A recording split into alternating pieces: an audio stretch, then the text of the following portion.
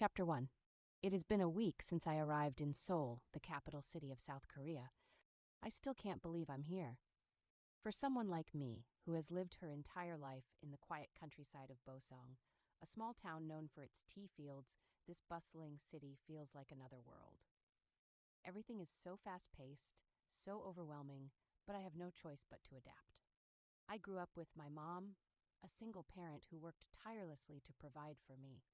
She ran a small grocery store back in Bosong. We didn't have much, but she made sure I never felt the weight of our struggles. She always said, if you want to change your life, work hard and study harder. So I did. After graduating at the top of my class, I knew I could not stay in the countryside forever. Opportunities there were limited, and I have always dreamed of more, not for myself, but for my mom. She deserves a better life, one where she does not have to wake up at 5 a.m. to stock shelves or worry about making ends meet. Coming to Seoul felt like the only option. It is the city where dreams are made, or so I have heard. I want to prove to myself and to her that all the sacrifices we have made were worth it. Studying finance wasn't my first choice. I have always dreamed of becoming a fashion designer, but practical decisions outweigh dreams when you are from a background like mine.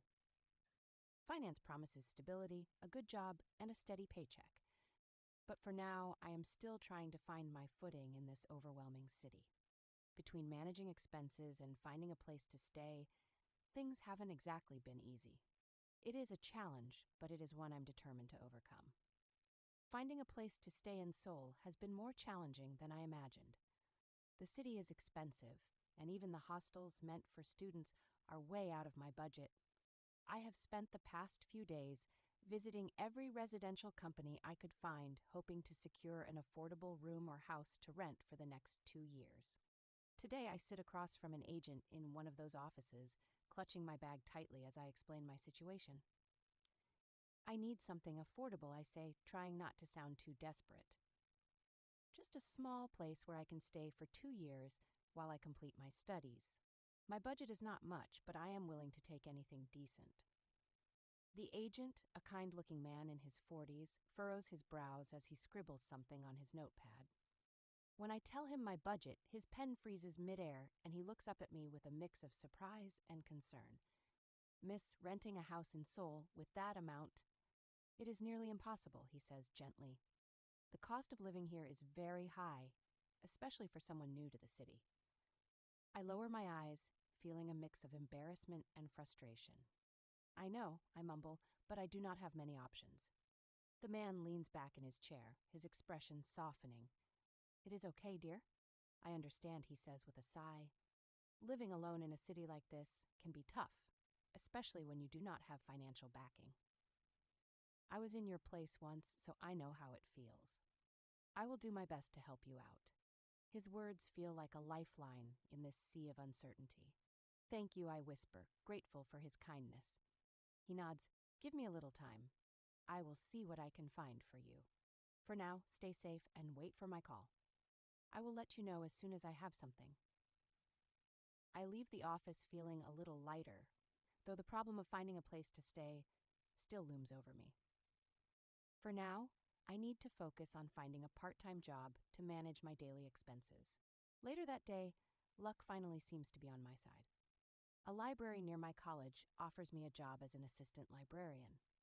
It is not much, but it is stable work, and the pay will at least cover some of my expenses. At least this is one thing going right, I tell myself as I leave the library with a small smile. That night, as I sit in the small, cheap motel room I have been staying in, my phone rings.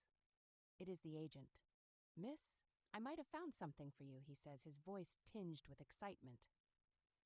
"Meet me in front of my office tomorrow morning. I think this might solve your housing problem." Relief washes over me.